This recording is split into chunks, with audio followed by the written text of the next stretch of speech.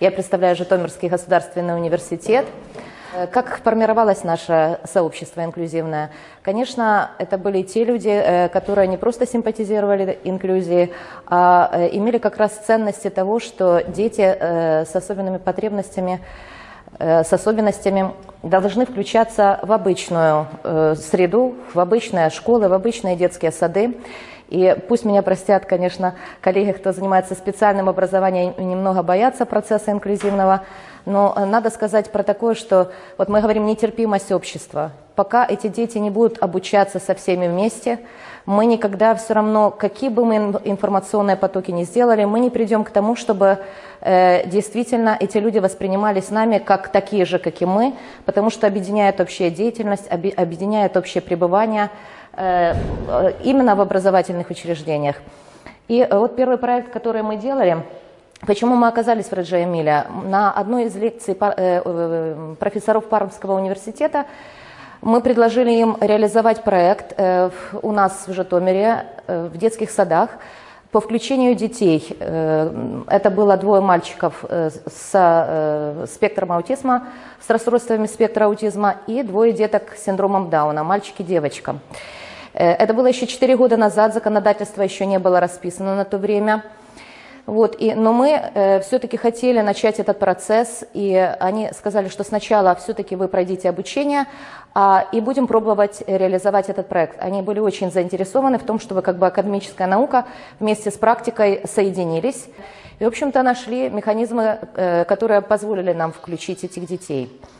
Мы обращали внимание не только на какие-то индивидуальные занятия, которые с детьми происходили в детском саду, не только на процесс, вот, когда идет занятие для всех детей, общее занятие, а мы обращали внимание как раз на игру, как основной вид деятельности, и мы понимали, что если мы возьмем вот шкалу компетентности, которая формируется у людей до 10 лет, по сути это 90%, и из них 80, может даже больше, формируется в период дошкольного детства.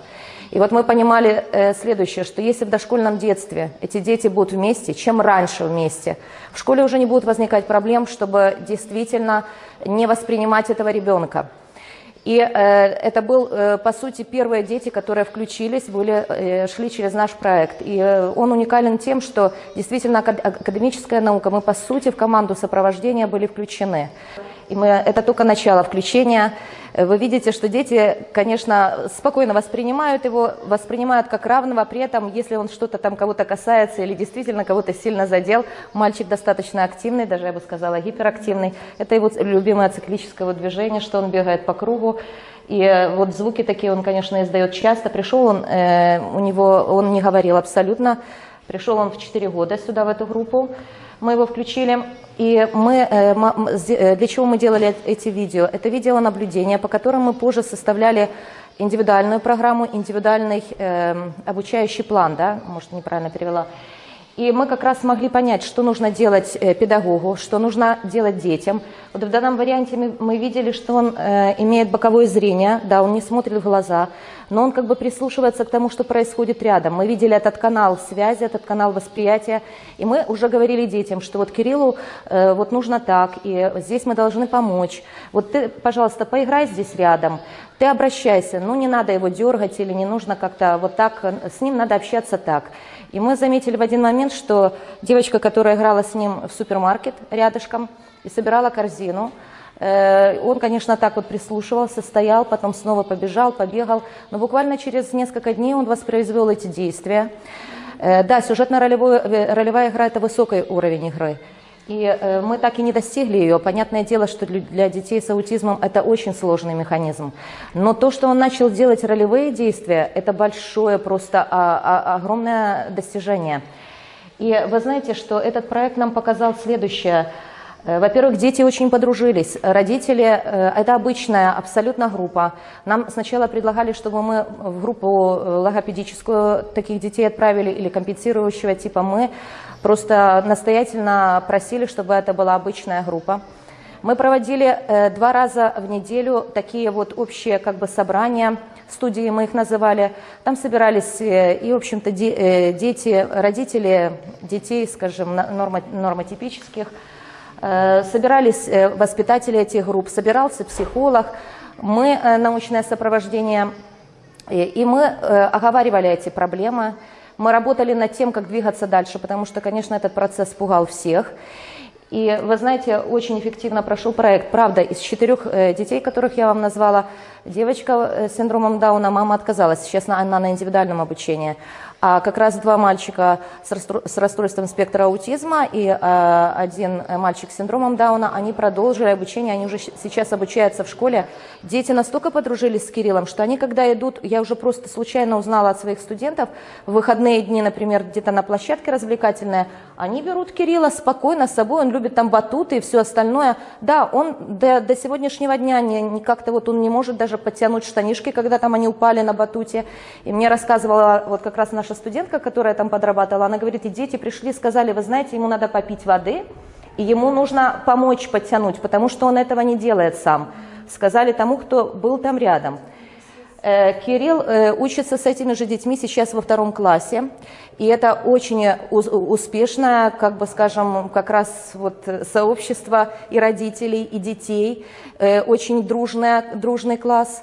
И насколько вот я уже убеждаюсь в том, что действительно, если есть как раз вот, да, способ обучения, если есть разные, если есть разнообразие, это только обогащает. Вот так как у нас многонациональный собрался коллектив, это очень обогащает. Мы просто настолько впитываем интересную вот культурную какую-то информацию.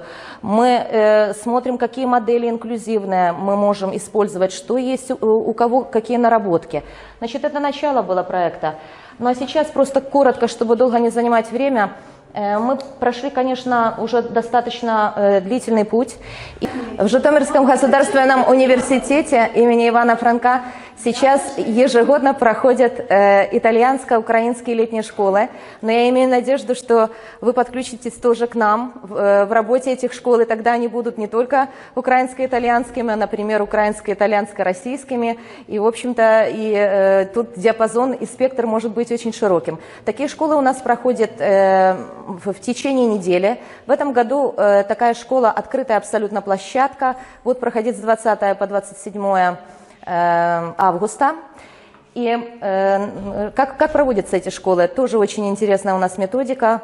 В общем-то, действительно, сначала выступает академическая наука в первую половину дня, или интересное что-нибудь из опыта практиков, а во вторую половину дня мы занимаемся в секциях, тоже в студиях, где собираются и, скажем, родители, собираются педагоги, собираются участники общественных организаций, и они в роли детей, и мы с ними проводим разные, скажем так, мероприятия или те же самые занятия, уроки. Это очень эффективный способ, и у нас популярность школы высокая, обычно где-то 72 человека, даже до 100 человек бывает запрос и заявка. Да, и поэтому я думаю, что на этой площадке мы обязательно тоже с вами встретимся.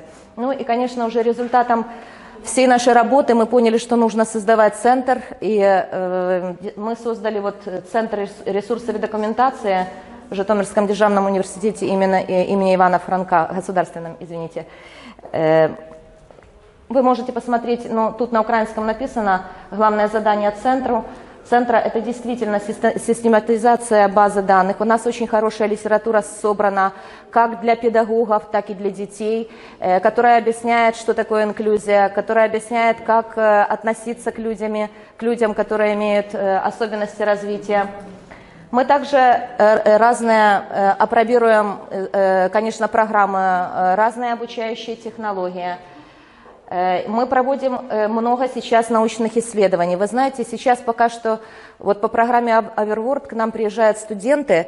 Я когда вижу вот студентов из Армении, я понимаю, что это просто очень хорошая практика, когда идет обмен студентами.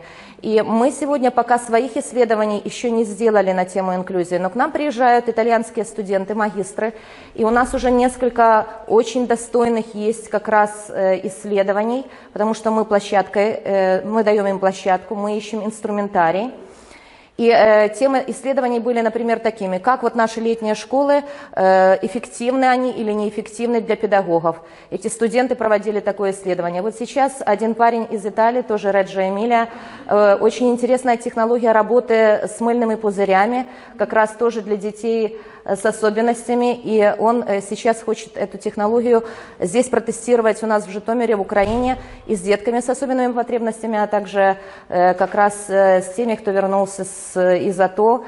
И я думаю, что это будет тоже очень достойное исследование. Эти исследования, эти материалы, они оставляют в центре. То есть это очень такой хороший обучающий ресурс для студентов. Вот, то, что тоже здесь я нахожусь, как раз очень интересует инклюзивная практика, интересует вот база, материал, который можно использовать в продвижении инклюзии, потому что инклюзия, конечно, это то, что проходит через всю жизнь. Инклюзия – это то, что базируется на практиках многих людей. И инклюзия иногда, знаете, это как протокол лечения. Иногда даже когда ты не можешь выбрать, ты должен посоветоваться с кем-то, иметь эту базу контактов, иметь эту базу практик.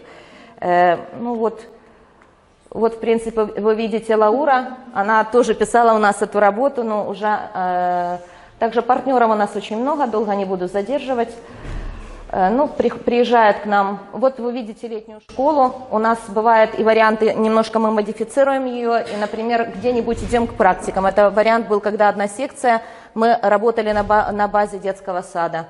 Вот наш координатор Димитрис Аргирополос, это, кстати, колледж педагогический, юридический, очень такой вот старый он. У нас тоже они партнеры по реализации этого проекта. Ну вот летние школы. Как раз тоже одна из школ проходила, например, на этой базе. Иногда мы проводим летние школы на базе наших партнеров, и это тоже очень-очень неплохо. Ну и, конечно, самым главным, это для всех детей очень полезно. Ну а детей, кто находится на инклюзивной форме обучения, они могут себя найти применительно вот такие практические какие-то виды деятельности.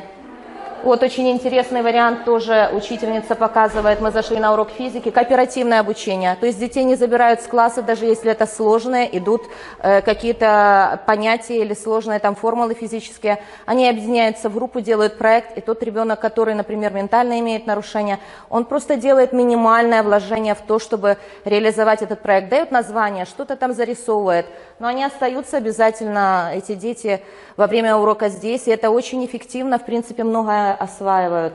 Мероприятия разные бывают у нас на фестивалях, мы берем участие, сами есть организаторами фестиваля. Вот мы были организаторами фестиваля как раз к Дню инвалидов и делали локации, организовывали, ну, в самом университете.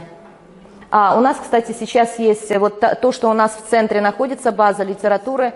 Вы можете найти на сайте, зайти на нашу библиотеку, и, в общем-то, она в открытом доступе, эта литература, ее можно тоже найти.